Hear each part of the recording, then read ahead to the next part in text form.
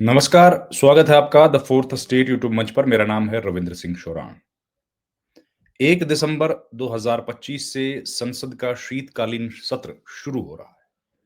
लेकिन क्या उस सत्र में नेता प्रतिपक्ष भाग ले पाएंगे? नेता प्रतिपक्ष लोकसभा राहुल गांधी उस सत्र में भाग ले पाएंगे? ये सवाल एकदम क्यों उठ गया? ये सवाल उठ गया क्योंकि एक एफआईआर दर्ज हुई है। और क्या दिल्ली पुलिस राहुल गांधी को गिरफ्तार कर लेगी? ये पूरी कहानी आपको बताता हूं। पहले एक गुजारिश, रिक्वेस्ट, अपील कि आप प्लीज हमारे चैनल को ज्वाइन कर लीजिए, जिससे हमें आर्थिक सहायता मिले। आपकी छोटी सी आर्थिक मदद हमारे लिए एक बहुत बड़ी सहायता का काम करेगी, जिससे हम लोग अपनी इंडिपेंडेंट जर्नलिज्म को जारी रख पाएंगे। अब आज की खबर आ रही है दिल्ली पुलिस के हवाले से। दिल्ली पुलिस में एक एफआईआर दर्ज हुई है। एफआईआर दर्ज की है दिल्ली पुलिस ने। दिल्ली पुलिस की एक शाखा है जिसको कहा जाता है ईओडब्ल्यू, मतलब इकोनॉमिक ऑफेंस विंग। जाहिर है, नाम से ही आप समझ गए होंगे कि इकोनॉमिक ऑफेंडर्स के लिए ये एक पुलिस स्टेशन है, समझिए, दिल्ली पुलिस का, जो केवल इकोनॉमिक ऑफेंसेस से डील करता है। तो इकोनॉमिक ऑफेंस का आरोप लगा है राहुल गांधी और उनकी माताजी सोनिया गांधी पर, और कुछ दूसरे नेताओं पर भी। और एक दर्ज हो गई है एफआईआर। तो ये इस वक्त की एक बड़ी खबर है कि राहुल और सोनिया गांधी की मुश्किलें बढ़ सकती हैं। क्या संसद के सत्र की शुरुआत से पहले इनको पुलिस अरेस्ट कर सकती है, डिटेन कर सकती है, पूछताछ कर सकती है, या ऐसा कुछ नहीं होगा? पूरी कहानी आपको बताता हूं। यह मामला है नेशनल हेराल्ड का। आप जानते हैं नेशनल हेराल्ड केस क्या है।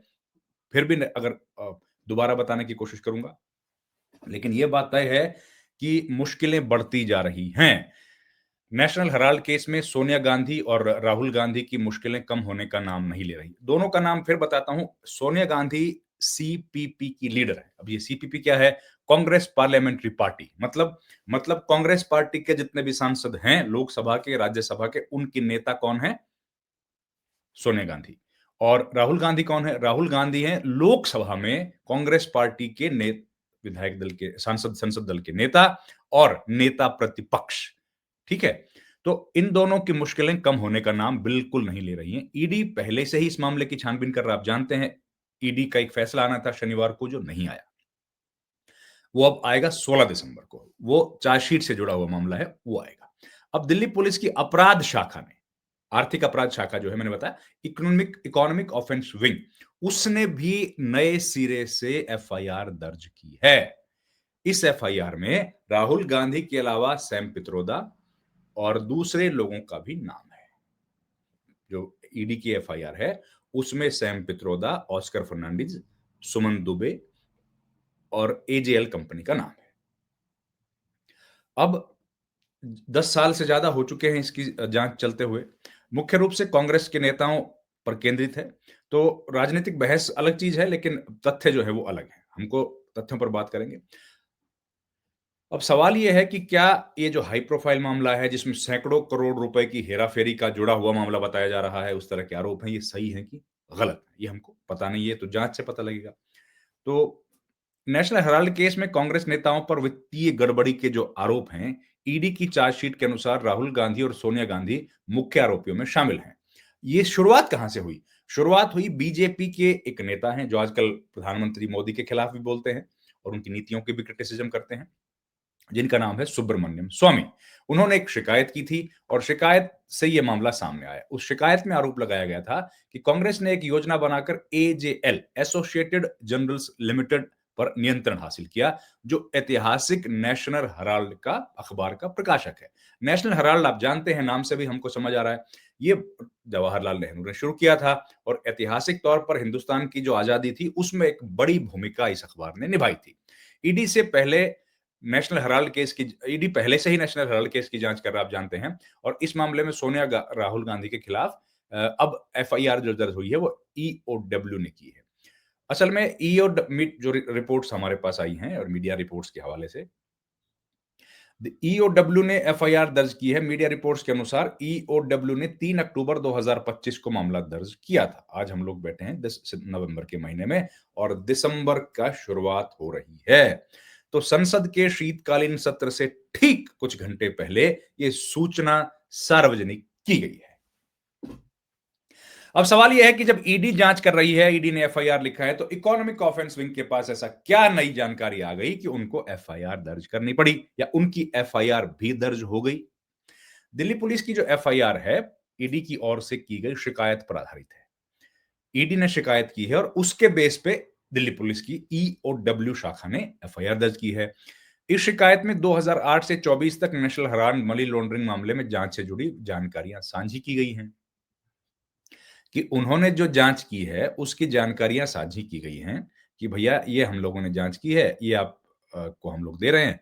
अब इसका बेस मुझे नहीं पता क्या है। क्या एक एजेंसी दूसरी एजेंसी से जांच साझी करती है या कोर्ट को जानकारी दी जाती है? हो सकता है ये तकनीकी विषय हों जो कि इनके वकील उठाएंगे, पर चलिए हम लोग मामले पर रहते हैं। मामला 2013 का जुड़ा है। नेशनल हेराल्ड का सुब्रमण्यम स्वामी ने शिकायत दी थी। सोनिया गांधी, राहुल गांधी नेशनल हेराल्ड चलाने वाली एजेएल को गलत तरीके से अपने कब्जे में ले लिया, ये आरोप लगा था। 1938 में अखबार की शुरुआत हुई थी, जवाहरलाल नेहरू ने की थी। इसकी प्रकाशक कंपनी एजेएल थी। स्पेसिफिक आरोप क्या है राहुल गांधी, सोनिया गांधी पर, वो बता देता हूं। एजेएल को 90.25 करोड़ का कर्ज दिया। कितना दिया? 90.25 करोड़ का कर्ज कांग्रेस ने। किसने दिया? कांग्रेस ने इतना कर्ज दिया, ठीक है जी, जिसे एजेएल वापस नहीं कर पाया, क्योंकि अखबार आप जानते हैं ज्यादा चलता नहीं है, हमने भी देखा, बहुत सर्कुलेशन उसका नहीं है। इसके बाद यह कर्ज यंग इंडियन प्राइवेट लिमिटेड को ट्रांसफर कर दिया गया। अब ये कहां से आ गई? ये जो कंपनी है, इसको सोनिया और गांधी और राहुल गांधी के नियंत्रण वाली कंपनी बताया गया है। वाईआईएल ने, यानी कि यंग इंडिया लिमिटेड ने 50 लाख रुपए में एजीएल के 99% शेयर अपने नाम कर लिए, मतलब लगभग कंट्रोल कर लिया, 100% कर लिया। जबकि एजीएल की संपत्ति की कंपनियां 2000 से 5000 करोड़ रुपए के बीच बताई जाती हैं, मतलब समझते हैं। कांग्रेस पार्टी ने दे दिया 90 करोड़ का कर्ज, ठीक है जी। और कर्ज देने के बाद नेशनल हेराल्ड की जो कंपनी है वो कहती है हम लोग चुका नहीं पाएंगे, नहीं चुका पाएंगे। तो राहुल गांधी और सोनिया गांधी की कंपनी है वाईआईएल, उसने कहा कि भाई आप हमको ये बेच दीजिए। उनका कहना है कि 50 लाख रुपए में एजेएल के शेयर बेच दिए, सारे 99% शेयर। और इतने पैसे में ही सारी की सारी जो संपत्ति, उन्होंने कहा कि भाई ये पैसा आपको देने की जरूरत नहीं पड़ेगी, और इतने पैसे में आपने 2 से 5,000 करोड़ रुपए की संपत्ति अपने कब्जे में कर ली, ये कहना है। तो वाईआईएल एक गैर लाभकारी कंपनी है, नॉन प्रॉफिट, जिसे 2010 में बनाया गया। कांग्रेस ने एजीएल पर अपने 90 करोड़ की कर्ज की वसूली यंग इंडियन को दे दिए। उन्होंने, कांग्रेस ने कहा कि जी यंग इंडिया जी आप जरा हमारे लिए ले लो। बाद में एजीएल का बड़ा हिस्सा यंग इंडियन के पास चला गया। सोनिया और राहुल गांधी दोनों के पास 38% शेयर हैं, यानी कुल 76। बाकी 24 शेयर कांग्रेस के नेता मोतीलाल वोरा, ऑस्कर फर्नांडिस के पास थे। ये थी कहानी। अब यंग इंडिया ने 50 लाख रुपए देकर कांग्रेस का 90 करोड़ का कर्ज अपने पास ले लिया। उन्होंने कहा भाई 50 लाख ले लो, हम लोग आपका कर्जा चुका देंगे और उसके बदले में सारे शेयर हमको दे दो, ये कहा। इसके बाद एजेएल की जो उनके पास बहुत संपत्ति है, बहुत जमीनें हैं, बहुत प्रॉपर्टी है, बिल्डिंग्स हैं, वो अपने नाम हो गई। तो इसमें सुब्रमण्यम स्वामी का कहना है कि कांग्रेस के दान में मिले, एक तो कांग्रेस का जो पैसा था वो दान में मिला था, तो एजेएल को गलत तरीके से लोन दिया गया, वो नहीं दे सकते थे। फिर 50 लाख में यंग इंडिया लिमिटेड को कैसे सौंप दिया गया? एजेएल की संपत्तियां यंग इंडियन के पास कैसे चली गई? उन्होंने इसे धोखाधड़ी और फंड के दुरुपयोग का मामला बताया।